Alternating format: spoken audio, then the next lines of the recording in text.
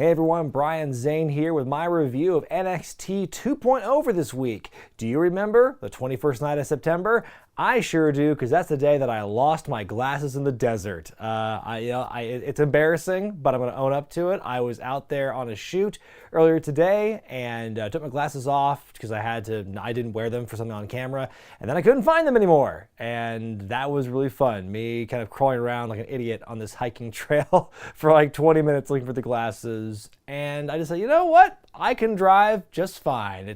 I've gone from viewing it in HD to analog, but I can still see everything just fine, and we'll make it work. So I'm not going to get glasses again until Thursday. So, it's going to be interesting. It takes some getting used to this no glasses life of mine. But I'm going to try and get through this review the best I can with my limited vision of being able to see the notes just outside of my field of vision right here on the monitor next to me. And let's just get this thing started. So 2.0 began last week with big fanfare and a lot of big changes, and we're seeing some more of those changes kind of in effect on this week's show. The episode begins with a lot of the new faces, many of which you will see later in the evening, like Carmelo Hayes and Trick Williams and Odyssey Jones and Bron Breakker and Joe Gacy and Josh Briggs and so forth. And then Tommaso Ciampa, the new champion, makes his way to the ring to celebrate, and he talks about how all the pain and the sacrifice and everything and all the time spent fighting for Goldie to get her back was all worth it just for this moment. And he puts over NXT 2.0, puts over the future of the company here in the ring with him. He says that while he's the champion, that NXT 2.0 will be the A show. I was like, well, that's pretty subjective, I would have to argue. He says, we are NXT, and then some people begin to interrupt. You got Cameron Grimes coming out saying he wants a piece of the champ. LA Knight shows up and calls people incels, and then Odyssey Jones interrupts them, and then Pete Dunne and Ridge Holland show up and they make their way to the ring, and Pete says that everyone in the ring here are cowards and they're too scared to throw the first punch, to which Ciampa throws the first punch. Then we get this big brawl with all the guys in the ring, and then some people start to clear out. Meanwhile, in the back, we've got this lady brawl. You got Kaylee Ray and AMARI Miller and B-Fab and ELECTRA Lopez all brawling back there. It gets broken up, and then we go back to the ring again where the brawl is continuing, and Ciampa and Bron Breakker have thrown out Holland and Dunne, and Breakker, with a promo style that sounds very reminiscent of Uncle Scotty, calls them out and challenges them to a tag team match with he and Ciampa later in the night, and so that match is going to be on for the main event. What a wild and woolly opening segment this was. Something we didn't really understand or kind of comprehend the depth of this bit until it was all over with, because I thought after it cut away from the ring the first time, that was the end of that, and then the ladies fight, and then no, we go back to the ring. I kind of liked the unpredictability of that vibe. I think that having all the wrestlers kind of show up there, like the new faces with Ciampa there, to me it gave off a real sense of like NXT 1.0 with all the rookies there, and there's the pros next to them and whatnot. But yeah, this whole show, much like last week, is pretty much just about introducing new people, and they certainly do that almost to its detriment, but we'll get to that. Cruiserweight Championship match weeks in the making as KUSHIOA defends against Roderick Strong of the Diamond Mine.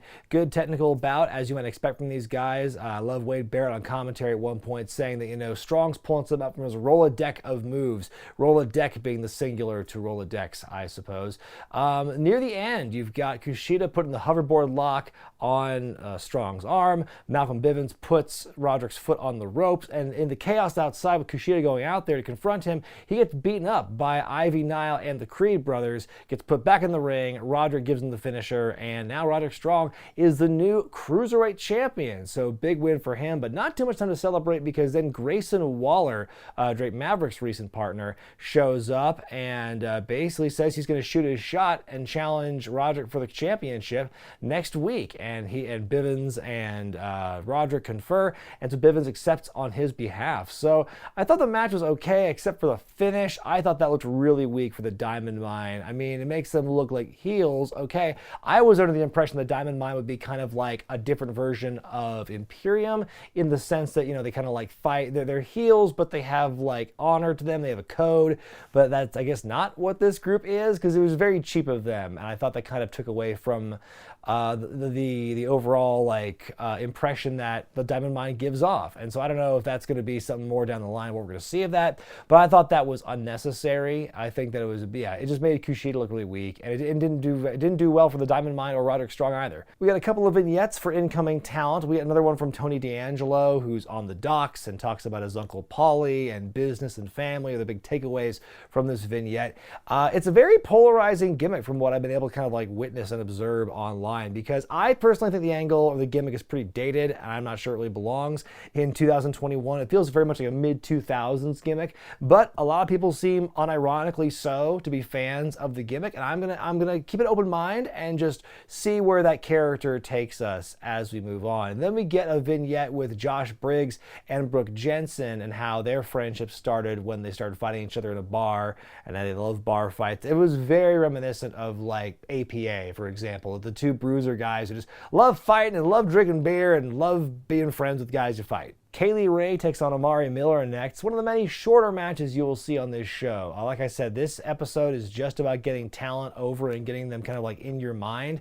And so match times, definitely not a priority this week on the show. She beats Miller pretty handily. And then we go to backstage, another promo with Bron Breakker, where he's very excited about the sink or swim opportunity he's kind of given himself here. And Ciampa shows up and kind of reiterates that. And then Bron says, you know, what better way to do this than with the champ, as he makes very much like bedroom eyes with Goldie, and Ciampa can definitely feel that presence there. We get a clip from earlier in the day where Daniel Vito, it's Vito or Vito, I'm sorry if I don't have the pronunciation right on him, but he is accompanying two ladies into the building. He holds the door open for them, and as he's doing it, this other wrestler, Zion Quinn, wants to kind of like barge in and get in there, but Daniel stops him, trying to be chivalrous and everything. Then when the ladies make their way in the building, Daniel beats up Zion a bit on the outsides. That's our first glimpse at these two wrestlers. This is one very short segment, and again, it's just, I think it's starting to compound, and all these new faces you're seeing, where it's really getting to be almost kind of overload. We get the in-ring debut of DANTE CHEN, who is touted as WWE's first Singapore-born superstar. He's taking on TREY Baxter, another relatively short match here, and Dante looks pretty good in this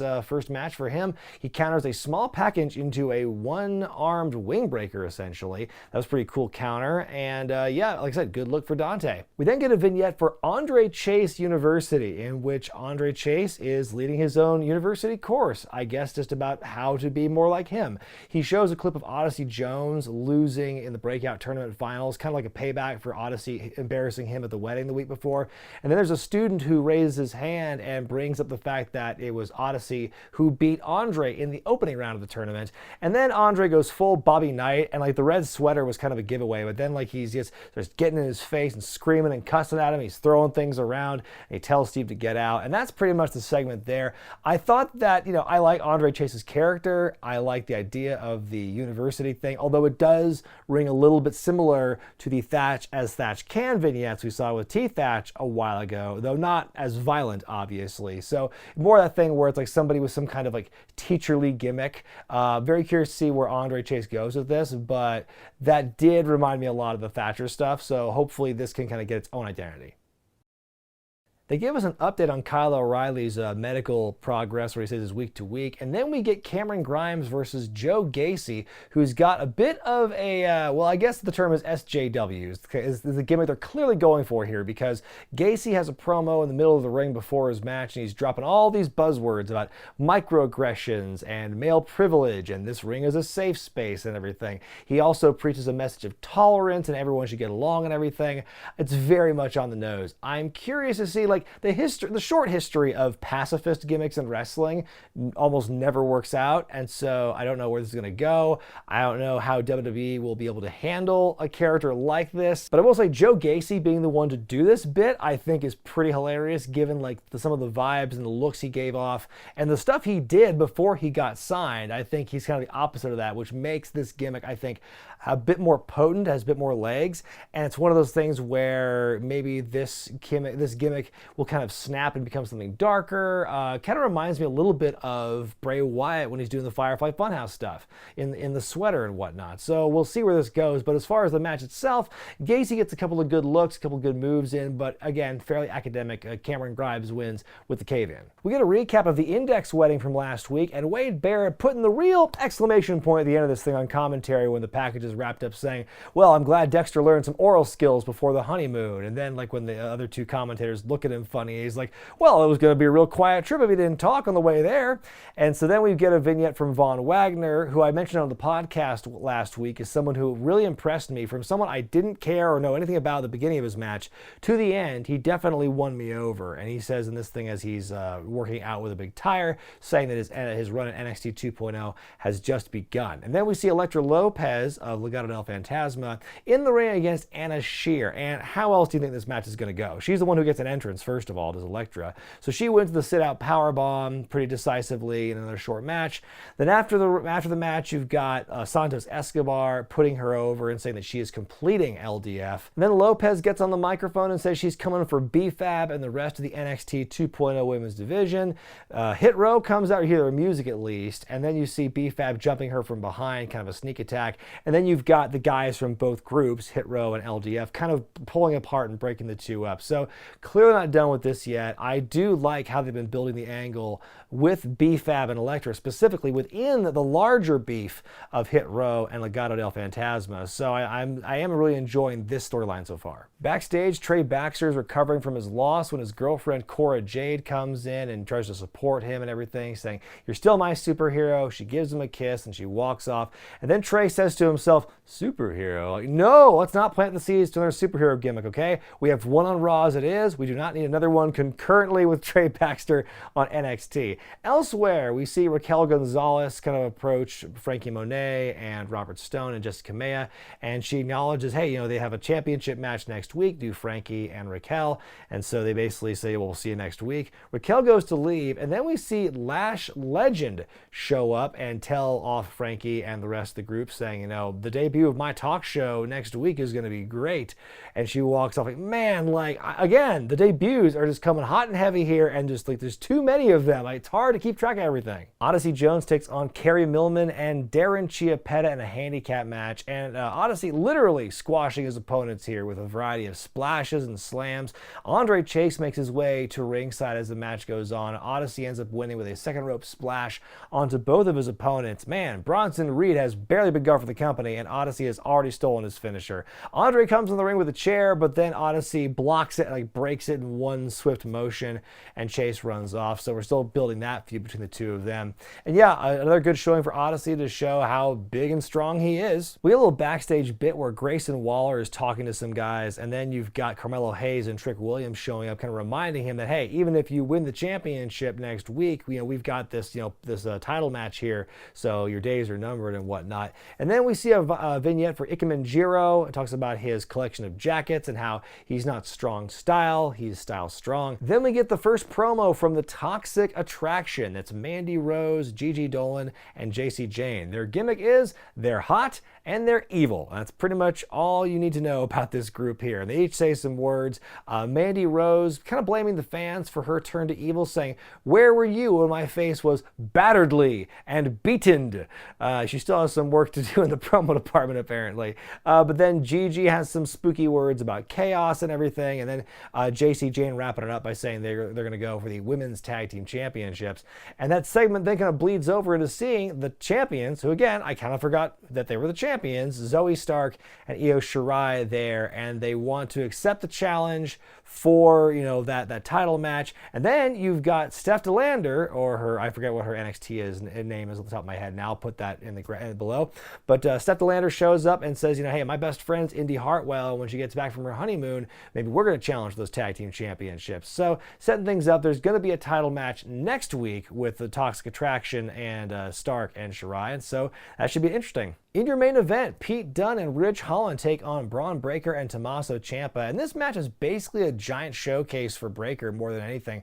He gets a lot of impressive moments in here. Again, more references to the Steiner Brothers offense, the catching power slam, the belly-to-belly suplexes, the Steiner recliner at one point on Pete Dunne as well. Ciampa takes a lot of the heat in this thing, and so Breakker gets the hot tag and whatnot. In the end, you've got Ridge Holland's Billy Club comes into the picture, but then Kyle O'Reilly runs back out and takes the club and just hits Ridge with it, and that allows Breakker and Ciampa to ultimately win. Breakker hits the big military press slam onto Ridge to win the match for his team, and he looks longingly again at the championship before giving it to Tommaso, and they pose, and that's the end of the show there. Like I said, this match was a total showcase for Bron here, and I think he really passed the test. I think, you know, he's got some learning to do, but I mean, this is clear in the last 2 weeks. They want you to know this is a dude they're thinking to be one of their next big stars. And I think he pulled it off pretty well. I think this is a guy who in the next few years is going to do great things, like on the main roster. I don't think he's very long for NXT 2.0. And I saw a couple people saying he's going to main event WrestleMania within 5 years. I believe it, because this guy has got like a lot of tools already there, and I think there's nothing but upside for him. My grade for this week's NXT 2.0 week 2 of the rebrand, I'd give it a C+, because, you know, this is a show, like I said, where it's like they're giving you names, new characters, new faces. They really want to hit you over the head with that. But like I said, it was to the point where it was just getting confusing, and there's so many new names now, it's really hard for me to keep track of who's what. And I know there's more to show up, and like they're going to have to keep reminding you of the ones they showed you from the previous 2 weeks. And so where everything's going to shake out after that, who really knows? There seems to be a few like tentpole figures from like the pre-2.0 days that are kind of sticking around, like Ciampa, like LA Knight, and like Cameron Grimes, for example. Some of those characters, and Pete Dunne, of course, and Kyle O'Reilly. And then you've got all these new faces. It definitely feels developmental. It is not the same NXT as it was like 4 weeks ago, for example. I like it. I like that, you know, they've kind of like, it's still in the infancy, obviously. There's still like, we don't know where this is all going to go. But in terms of just kind of giving you new information and making it different feeling than what it was, I think that NXT 2.0 is definitely accomplishing that. And so the wrestling itself, meh, you know, like there was one match that went longer than 5 minutes, I think, the whole time. Well, that's not true. Roderick Strong and KUSHIOA, and then the tag match. But everything else was like boom, boom, boom. We just got to get these people over and across. You had all these segments that were kind of like overlapping, where it's like, here's these people, and then at the very end, here's this other person kind of joining in. So they did a very good job getting as many names as they possibly could in a single episode, but they're going to have to slow down eventually because it is getting kind of overwhelming. But what did you think of this week's NXT, folks? 2 weeks into the rebrand, how do you think they're doing with introducing new stars and creating a different vibe from the old NXT? I want to hear what you have to say in the comment section below. I'm Brian Zane, and I'll see you next time.